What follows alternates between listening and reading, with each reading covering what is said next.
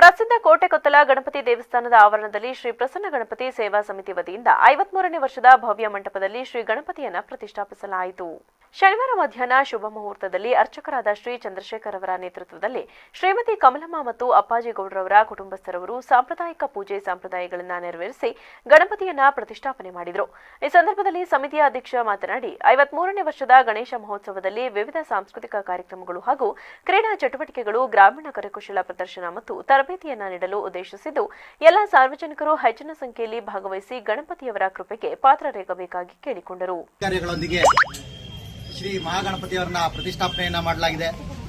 21 ದಿವಸಗಳ ಕಾಲ ಶ್ರೀ ಗಣಪತಿಯವರನ್ನ ಪ್ರತಿಷ್ಠಾಪನೆಯನ್ನ ಮಾಡಿ ಪ್ರತಿದಿನ ಬೆಳಗ್ಗೆ, ಹಗಲು ಹಾಗೂ ರಾತ್ರಿ ಪೂಜಾ ಕೈಂಕರ್ಯಗಳು, ಮಹಾಮಂಗಳಾರತಿ, ಪ್ರಸಾದ ವಿನಿಯೋಗ ಇರುತ್ತೆ ಹಾಗೂ ಸಂಜೆ ಸಾಂಸ್ಕೃತಿಕ ಕಾರ್ಯಕ್ರಮಗಳಿರುತ್ತೆ ಹಾಗೂ ಪ್ರತಿದಿನ ಅನೇಕ ಉಪಯುಕ್ತವಾದಂತಹ ಕಾರ್ಯಕ್ರಮಗಳು, ಕಾರ್ಯಾಗಾರಗಳು, ರಸಪ್ರಶ್ನೆ ಸ್ಪರ್ಧೆ, ಚಿತ್ರಕಲಾ ಸ್ಪರ್ಧೆ, ಗ್ರಾಮೀಣ ಆಟೋಟ ಸ್ಪರ್ಧೆ, ಕರಕುಶಲ ವಸ್ತುಗಳ ತರಬೇತಿ ಕಾರ್ಯಾಗಾರಗಳು, ಕೃಷಿ ತರಬೇತಿ ಕಾರ್ಯಾಗಾರಗಳು, ಈ ರೀತಿಯ ಅನೇಕ ಕಾರ್ಯಕ್ರಮಗಳನ್ನು ಸಮಿತಿಯ ವತಿಯಿಂದ ಹಮ್ಮಿಕೊಳ್ಳಲಾಗಿದೆ.